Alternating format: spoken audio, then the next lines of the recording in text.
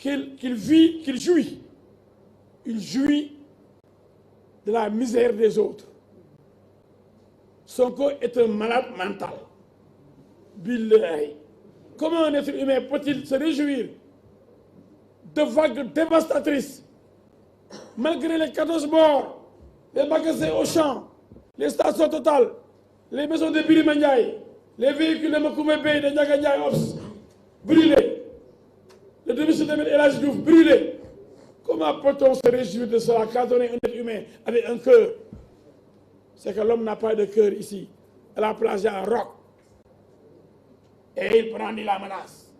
La deuxième vague sera plus dévastatrice. Donc, mon doyul goul de, guidé doyul de.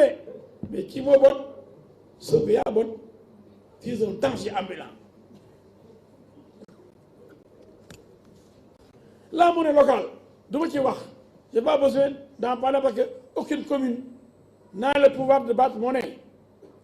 Ça ne fait pas partie des pouvoirs transférés à la commune. Donc Sonko sait très bien que même s'il avait gagné, il n'aurait pas pu instituer une monnaie locale parce que la commune n'a pas ce pouvoir-là.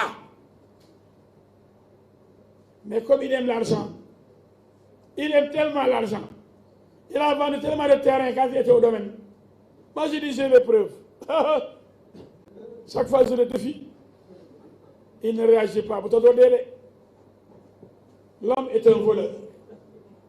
Pourtant je vois des gens qui disent moi c'est l'or. Et voilà. Et voilà, xoolal seen bàmmeel nit moo lëndëm soo ko daal lëndëm de. Méfiez-vous des apparences. Et tout va me dire, l'apparence est trompeuse. Il y a des gens qui ont dit, lorsqu'on l'a accusé de viol, que non, Sonko, t'es force. Il y a beaucoup de gens qui ont quitté le Pastef parce qu'ils croyaient que l'homme était un Ibad Rahman très rigoureux. Parce que Ibad Rahman du nuy jigéen. waaye dem ba jigéen di la raay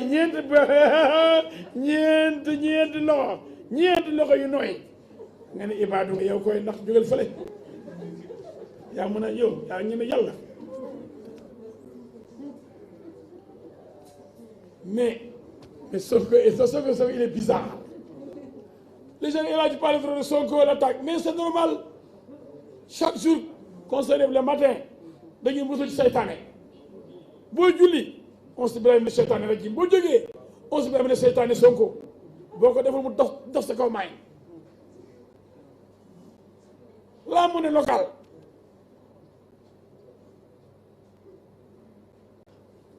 Il n'en a pas les prérogatives. Il ment. Mais vous savez pourquoi il est dit. Il n'est pas fou quand même. C'est un fou qui n'est pas fou. Regardez des moments de lucidité quand même. Les salles. Sonko sait que jusqu'à présent, il y a des Casamançais qui ne veulent pas la paix, mais ils ne sont pas nombreux. La majorité veut la paix.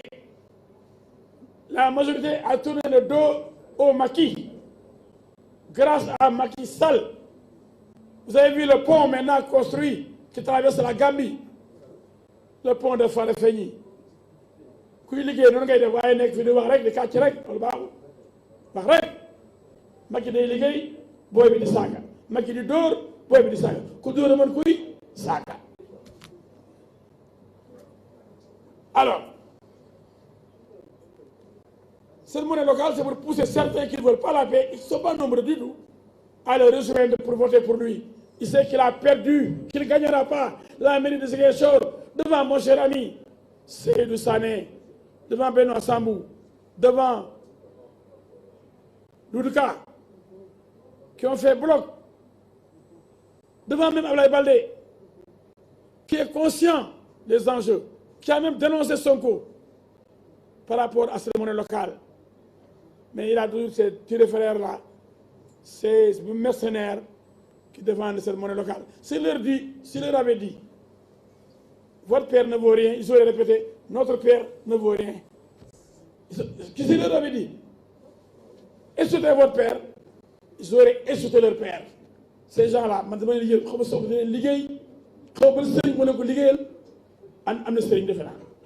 y a des gens qui ont perdu leur tête Sonko lañ gëm moom lañ gis waaw gis nga seen baay yeeg seen yaay yeeg seen professeurs yi ak yi leen dimbale waaye kii di kàcc rek di leen nax rek ngeen tëb ko gëm ko rek maa leen yërëm ma di leen ñaan ngeen yeewu l'avocat du peuple mu leen ñaan ngeen ubbi seen bopp yii bañ a nekk ay dof wala jël kopp ay kopp def ko seen bopp yi mu da tax ma sonn dama leen a bëgg ndeysaan bëgg leen loolu nag ndax amalu lu yéen ëllëg damay dem bàyyi leen fi daf fi bàyyi jiw ba rafet liggéey ba rafet doon dimbali askan bi de xeexal askan bi bañ taal sama kër askan bi rek moo ko jaral si je me donne si je me sacrifie c'est pour le devenir de mon pays pour l'avenir de mes enfants pour l'avenir de ce Sénégal-là je suis prêt moi à me sacrifier oui à donner ma vie oui le Sénégal le vaut mais je ne mentirai jamais. Mes enfants aujourd'hui me suivent, m'écoutent. Certaines de mes filles sont mariées, d'autres sont en train d'étudier en France, d'autres sont là. J'ai horreur de mentir. Dara jaru ko fi. Aucun chef d'État, aucun milliardaire, personne ne peut me faire mentir. Et ça, tout le monde le sait. On dit même kii kenn xamul fan la féete tey mu ànd ak Macky Sall suba mu attaqué ko parce que je pense que quand je l'attaque je dois l'attaquer quand je dois dire qu'il a bien travaillé je dis il a bien travaillé mais il ne peut pas toujours quand même avoir zéro faute il y a des erreurs il ne peut pas aussi toujours faire du mal tout le temps comme le dit Sonko pour lui Macky tout ce qu'il fait c'est mauvais ça aussi c'est malhonnête de la part de Sonko. Donc la monnaie locale là bu mu leen jaaxal du ma sa am parce que Sénégal soxlawul loolu te amutu droit mairie amul droit am monnaie boppam waaye loolu tax koo jóg bëgg ñi nga xam ne bëgguñu ànd ak Sénégal bëgguñu bokk ak Sénégal te ñooñu bëreetuñ Casamance bëgg ñooñu ànd ak moom voter ko ndax waa ji fu mu mën a jëlee voix rek fu mu mën a jëlee njàppal rek def na ko. dégg naa ko démb muy tamaam maalu naan ne seeti Serigne Cheikh Mbacke bu baax bi naa koy ziare Serigne bi yàlla na fi yàgg téwér di xalifa Serigne Saliou Mbacke suma Serigne Salih waay yàlla yokk leeral Serigne Saliou Mbacke mu ne di seetu doomam soo ko nee na ci livre am nee na jël addiya ci ñoo xam ne amuñ dara nee na loolu mel na ne ku rey nit kenn crime la nee na joxe addiya ki jël addiya nee na criminel la mu ne sëriñ ay criminel lañ mooy sëriñ Cheikh yow sëriñ Mountakha sëriñ Mbaye Sy Mansour yéen ñëpp a nekkal ni soo ko yéen ñëpp da leen a bañ soo ko